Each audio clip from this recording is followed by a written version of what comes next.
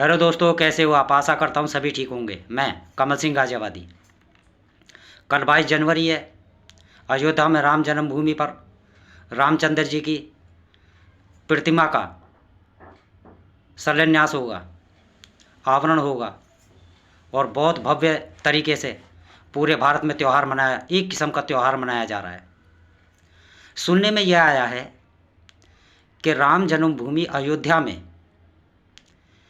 बंदर भी आए हुए हैं, सांप भी आए हुए हैं, भालू भी आए हुए हैं और सुना है गिद्ध भी आए हैं।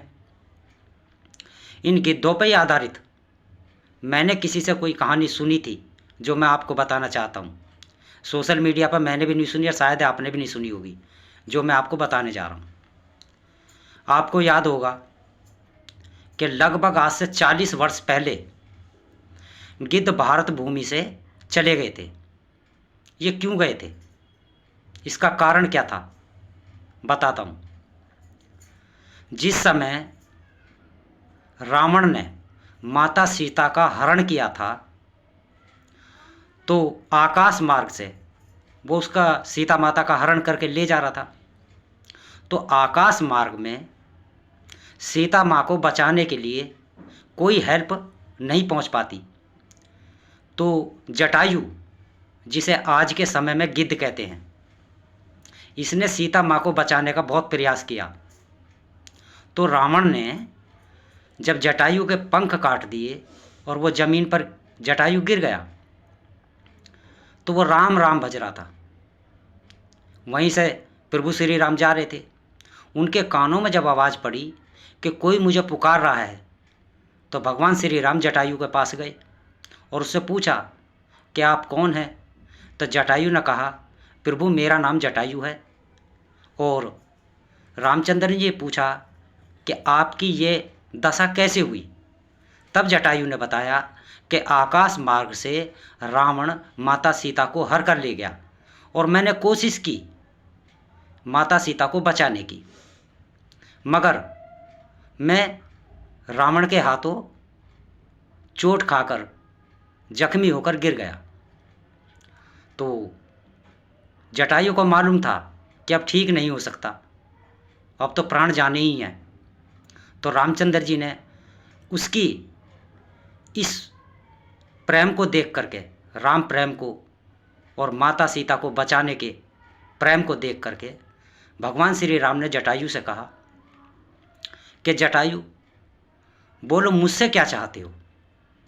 तो जटायु ने कहा कि प्रभु मेरी जितनी प्रजाति है इसको मुक्ति दे दो। भगवान श्री राम कहने लगे कि मैं तुम्हें मुक्ति दे सकता हूँ मगर पूरी प्रजाति को नहीं दे सकता। तो भगवान श्री राम ने जटायु को आशीर्वाद दिया कि जाओ तुम्हें स्वर्ग नसीब हो, मगर तेरी जो प्रजाति है, बाकी जो जटायु हैं जिन्हें आज के समय में गिद्ध कहा जाता है, वो जब कलयुग का बीच आएगा तो भारत भूमि से मुक्ति पा जाएंगे। तो इसका मतलब ये था, जब रामचंद्र जी ने जटायु से कहा कि तेरी प्रजाति कलयुग के, जब आधा कलयुग आ जाएगा, कलयुग का बीच आ जाएगा, आधा कलयुग कट जाएगा और आधा आगे रह जाएगा, तो तेरी प्रजाति भारत भूमि से मुक्ति पा जाएगी। यही कारण था कि अब से 40 साल पहले गिद्ध भारत भूमि छोड़कर चले गए थे। मगर अब सुनने में आया है कि अयोध्या में भगवान श्री राम के मंदिर पर, अयोध्या में जहाँ भगवान श्री राम की स्थापना होने वाली है, वहाँ पर गिद्ध आ रहे हैं। इसका कारण क्या है? इसका कारण ये भी है कि जिस तरह से अब से 40 साल पहले धर्म अधर्म के रूप में तब्दील हुआ था, अब धीरे धीरे धर्म का रूप धारण करने वाला है। यही कारण है, यही पहचान है कि गिद्ध भी और भालू भी अब दोबारा भारत भूमि पर रिटर्न आने लगे हैं, वो भी खासकर अयोध्या में।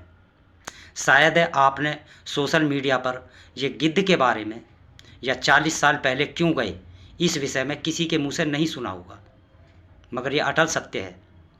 क्योंकि मैंने भी किसी संत द्वारा ही ये कथा सुनी थी और वही कथा मैंने आपको बताई है।